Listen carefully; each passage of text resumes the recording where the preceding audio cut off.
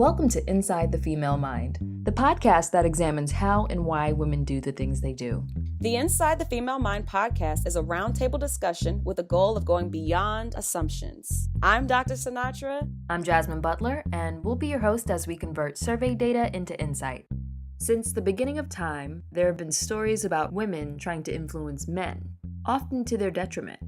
Whether it's Eve convincing Adam to eat the apple, or the Sirens tempting Odysseus and his men to their death. The cunning woman duping the unassuming man is a trope we're all familiar with. According to a survey done by the UK Telegraph, 31.7% of women said they believe they can change a man, while 68.2% said you can't and you're pretty much with the wrong person. So we're talking about three things today: changing men, training men, and manipulation. Sinatra and I were joined by our biggest roundtable so far: Dara, Anthony, Bethany, Ola, Didi, Karen, and Jaleesa. So let's start with manipulation. How do you define it, and why do you think it's associated with women so often? I can say why I think it's associated with women. We've always been a lot more cerebral. I think manipulation is basically a mind game, and that's kind of where we shine. Really? Oh, man. I think the reason it's associated with women is women are told to be indirect and get on what we want. Mm-hmm. Like, being aggressive is seen as a masculine trait. When I was a little younger, my pastor said the man is the head of the household, but the woman is the neck that turns the head. And I was like, huh? The stories that you were talking about, ancient Greece and the Old Testament, I mean, those are written by men. Mm-hmm. If you have no power, I know what I would do. Right. So Wikipedia defines psychological manipulation as social influence that aims to change the behavior or perception of others through abusive, deceptive, or underhanded tactics. That's harsh. Is it? I think that if somebody was to call you manipulative, that's not a compliment. Right. Have any of you ever been the manipulator? Tell your secrets. I was in a relationship with someone who was dominant, but strongly... Sorry. Jaleesa had something crinkling. Oh, sorry. It's drugs. My bad. Oh, my God. This person's personality was so dominant and overbearing, and it was easier to suggest things to make it seem like it was his idea than to, like, have to compete against that. The only person who can tell a powerful man what to do is his woman. Because when a woman throws you vagina, automatically she can tell you whatever she wants, right? And that's why men may think women are manipulative, Is that manipulative, or are you just easily controlled? Believe it or not, women don't really exercise that so much. We're scared of isolating or drawing a wedge between that person that we love. All right. So far, we've defined manipulation and discussed its connection to womanhood. And as Didi just mentioned, the use of feminine wiles isn't necessarily as common as song lyrics and television would have you believe. No, I love my husband. You've got me all wrong. You don't know how hard it is being a woman looking the way I do. Yeah, well, you don't know how hard it is being a man looking at a woman looking the way you do. I'm not bad. I'm just drawn that way. That was a classic scene from the 1988 film Who Framed Roger Rabbit, where Jessica Rabbit pleads with a private eye to take her case, which in itself is a trope I'm sure you guys are also familiar with. In this next segment, the roundtable looks outside the realm of romantic partners. Ola, one of the guys on the roundtable, brought up mothers and their magical influence over their kids. A king, a powerful king, can be influenced by his mother, because if the woman was there to raise him, a woman will always have a special place in a male or a female's heart. And she will always have a way to influence her kin. Or no, not her kin. I feel that way about my dad. My dad always has a special place in my heart and is a heavy influence on who I am. But the mother never leaves. That is bullshit. Men leave more than women. I like how you're just chugging your beer right now. I do think that we should consider other roles that women occupy in people's lives, because it's not just about wives and girlfriends and all that kind of stuff. It is about being a daughter. And if you are a mother, I mean, I'm not a mother, but I'm sure my mom can get me to do stuff that I don't want to do. But she ain't getting me off this podcast, though. That's what I'm saying. I'm still realizing how simple-minded we as men are. Like, we're 1 + 1 = 2. A woman is 1 + 1 = who knows what the fuck. It equals so 2. you guys, I know, but at the same time, you guys For example, a coworker a while back was just talking about the difference between his son and his daughter. His daughter had a sleepover. The entire time they were talking about boys and how they were going to get with the guy. And they're like 10, 11. And his son is just like, video games. You know, so you guys can just think on a different level than we can. We're really good at hunting. You guys are good at gathering, and I'm sure you guys are good at hunting because I don't want to like jab any feminists. Karen, there you go. Karen, what are you thinking? Are you going to just let him make it look like this? Let's get Karen in there. I'm just fascinated how like it's so common for men to oversimplify themselves. Like we're not part of the same species. Your brain works just as mine do. Maybe our hormones are a little different, but like you have the capability to plan or to be simple and to be focused on things that are only of interest to you if you choose to. And it's just acceptable for you to just be like, I just want to talk about video games and cars when like women are forced into these roles to be useful. Can we just be best friends, please?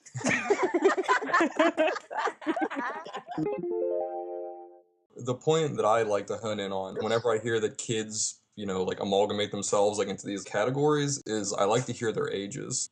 To me, if you watch something when you're a kid, like Beauty and the Beast, one of the worst movies you could watch as a little girl. Why? Because he was ridiculously abusive to her and she stuck the fuck around. And then the boys, you know, I was a boy, but you know, but I grew up doing something else. The thing I like to touch on with Karen, you said men can also be manipulators. We usually manipulate when we're fighting. Like we say stupid shit to get into your head. Yeah. I think when women feel that men are being manipulative is when they're trying to get into your pants, when they want a girlfriend without the label of girlfriend. As a guy, a lot of times they realize that they're not what we need, and then to say, hey, but you know, I love you. I also understand what Anthony's saying, because sometimes they say that dumb shit like, that's why I fucked your sister or something, and you're like, you know what I mean? Like, but I'm just saying. Like, no, yeah. The next topic was training. Are any of the women on the panel trainers? 100%. Maybe. Okay. How can a man know if he's being trained? The point is for him not to know. Okay, well, for the men listening, what secrets do you want to let them? If I call you my sous chef, that means I've trained you, because my biggest thing is I love to eat. We talked about this earlier. I like food. Mm-hmm. See, I like bread. My boyfriend is actually a chef, so like, lucky you. It's cheaper to cook, but I am sometimes lazy, and I don't want to have to be the one that always cooks. So I like to start with, hey, let's cook together. And then fast forward a few months, you make X, Y, and Z. Thank you.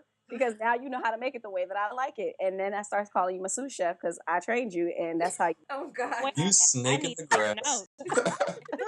I'm like, okay, next time I know what to do. Thank you. Yes, girl. What about you, Dara? The first thing that came to mind was sex. As far as training someone, like my last relationship, I knew how to get exactly what I wanted. I don't want to go into details, but... You sure? She can edit it out. Just go ahead, girl. We're listening. Feel your gut. I trained him to take care of me before he got taken care of, because in the beginning it was not that way. And my relationship was bad, so I don't think I really did very good at training. And I need to take some tips from Sinatra, apparently.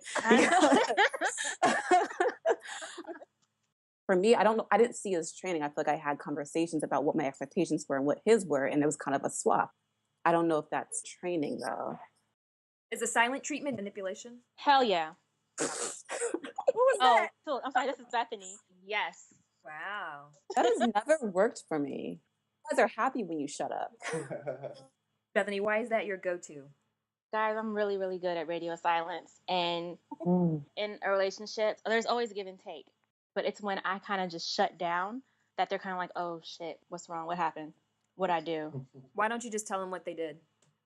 And you would think that would be easier, but it falls on deaf ears a lot, you know? True. So you have to make them want to figure it out for themselves and make them come to you about it. Because if you're just like nagging him, he's not going to hear you. Ola, you smiling? Yeah, because I get that. I get silent treatment a lot. That's how you get to me. So overall, whether it's training or manipulation, it seems like a certain percentage of the population is cool with trying to change the person they're with or change their actions. Is it ever okay for a guy who is attracted to a woman intellectually but not physically to try to actively change her habits? Is that the same thing? Is that okay? I know I personally, I'm into fitness and typically seek out men who are as well, but I've dated guys who weren't. I don't think you should ever try to change a person's physics. I think that's just crossing lines. For me, it's never about changing the person. It's like, I may want you to do a specific action. I want you to bring me a drink when I come in the house. That may take some manipulation. So when you ring the bell, right? I might not ring the bell, but if I throw my purse on the couch, you get the hint. I don't have a problem with somebody telling me directly, hey, I like this particular outfit or whatever. I like it when you wear that. Can you wear that for me? But if you're doing some underhanded where it's like, okay, but that wasn't necessary. You could have just said it to me. And I'm like, oh, okay, let me go get 3 more. So it's not necessary. In every situation. 3 more? You're going to get 3? Yeah, girl. That doctor's income. What about other changes? Like, say before you dress more provocatively, but you're in a relationship and he doesn't like you wearing certain things. If that's how he met you, why does he think that's going to be different now just because he's around? If you want to wear your red club dress on a Tuesday because you feel like it, wear what you want to wear. You know what I mean? Yeah. Like, I have younger brothers, and when I talk to them, I'm just like, if the chick isn't right, just leave. Move on. Whenever I think about my girlfriend going out, she'll ask me, do I look good in this? I'm like, yeah, you look great in that. She's like, do you think it's too much? I was like, it's up to you. When you're going to go date another human fucking being who has another brain, you have to just understand they're going to change over time. I see where both of you are coming from, honestly. For example, when I moved to LA, I got out of a relationship with a guy I was with for 6 or 7 years. Oh, wow. And I found that he was cheating on me like most of the time. I was like, I gained weight. I was just sad. I moved to LA and I got happy. I was running. I was working out. I was doing all kinds of stuff. I met this really nice guy who really liked me. But his big gripe with me was, I'm not used to dating girls that aren't in shape. He said those words? Oh, no, girl. He said worse words. Wow. He said, I'm not used to dating bigger girls. And I was like, bye. Basically. Months later, I had lost 50 pounds. And we went What? Girl, yeah. And he was like, wow, you look great. We need to catch up. Can I take you out? No. I'm not what you're used to. So I was already concerned about myself before he said anything. I see myself every fucking day. So I have a huge problem with guys that think they can manipulate a woman into changing. Well, that's what I was going to say. He sounded like he said it directly. To be honest, there were little things before he said that directly. Like, did he mean that in that way? You know? You really did want to know if I wanted the Diet Coke. So, was just browsing Twitter and noticed Sierra, this R&B person, and I don't know who the guy is. Future? Russell Wilson. I saw a meme telling women to humble yourself and go with a guy who doesn't have as much swag. People are just like, he's kind of dweeby. I like So, I think more women get with men and try to change them. For example, a woman might be really attracted to dope boys or whatever, right? Like adults? No, like, yeah, right? Yeah, that's what I see sometimes. It's like, altogether, I think a lot of women, they go like, it hasn't been working out for me. I'm going to look for their nice guy, and I'm going to dress him up. I'm going to change him. I feel like I can tell when a guy has a girlfriend and when he doesn't have a girlfriend. I'd be like, he look a little cleaner. He get his hair cut regularly. You know what I mean? Like, you can tell there's somebody grooming him in the background.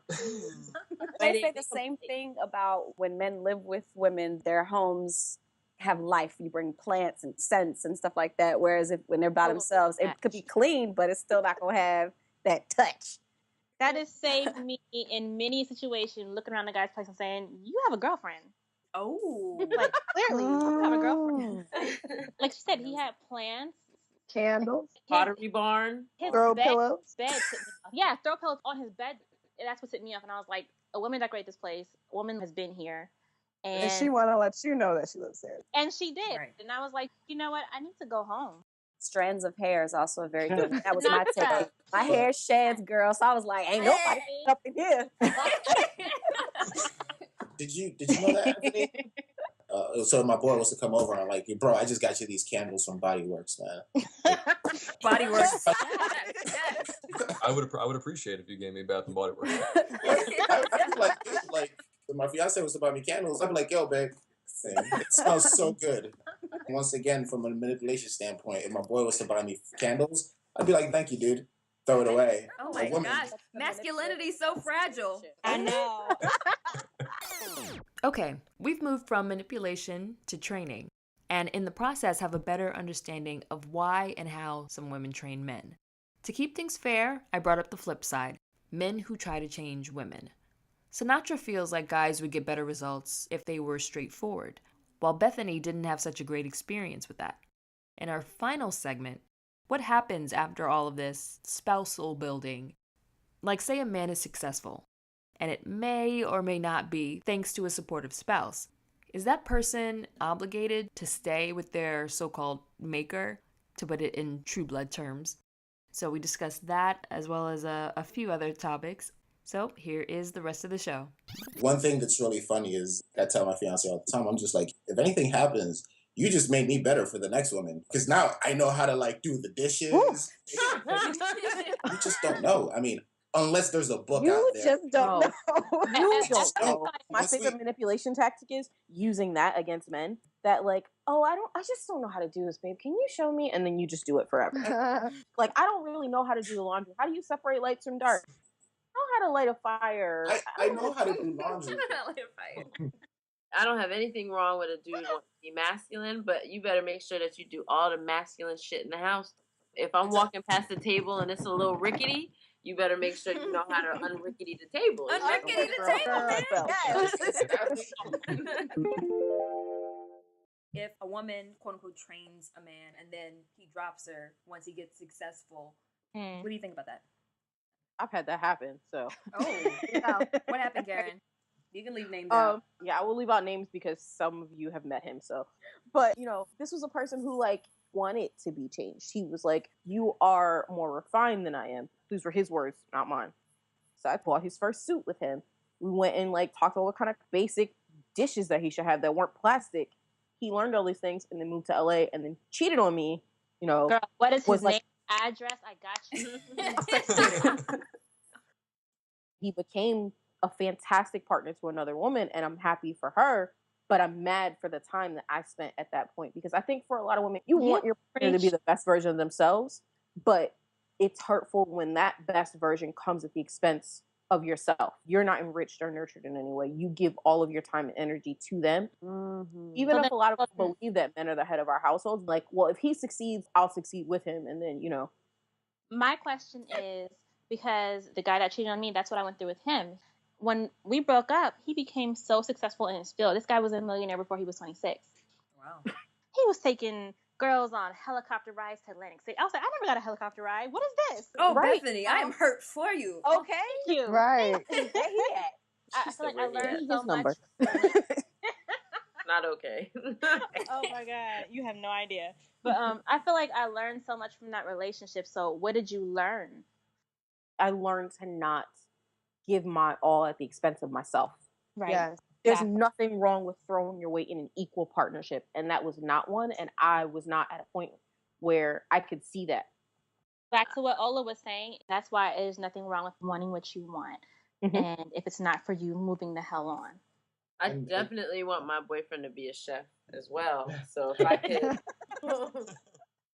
As far as a man choosing to blindly commit, I think we as women have to be very careful in who we choose, just to make sure that that guy is in it for us and not because we're just a person who's available to get love from right now, and they're not just a person who's available to love us right now. Girl, write a book. Write a book. Right? Thanks again, everyone, for joining, and we'll see you next time.